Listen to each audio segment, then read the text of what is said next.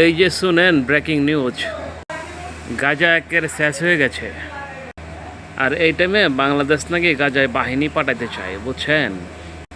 বাংলাদেশ সরকার নীতিগতভাবে বলছে, গাজায় যদি আন্তর্জাতিক বাহিনী হয় তাহলে আমরাও থাকতে পারি ওই দলে, বুঝছেন।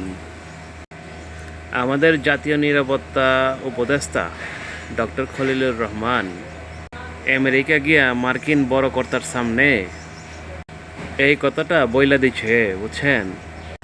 আর আমেরিকা কইছে এই ব্যাপারে বাংলাদেশের নিয়ে আমরা একসাথে কাম করবার চাই। আর নিরাপত্তা ঠিক রাখার লাইগা আন্তর্জাতিক বাহিনীর কথা উঠছে, বুঝছেন। ওইখানে বাংলাদেশের নিয়ে আলোচনা হয়েছে।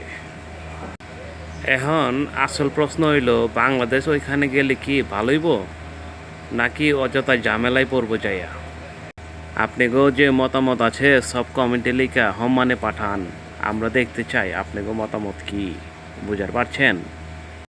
আমাদের নিউজগুলো কিন্তু সম্পূর্ণ টাকায় বাসায় উপস্থাপন করা হয়। সবসময় আপনারা পাশে থাকবেন, ঢাকার লোকেরা কইতেছি। আর বাংলাদেশ থেকে যারা সকল মানুষেরই কইতেছি, আপনারা সবাই দেখবেন, আমাকে সাপোর্ট দিবেন।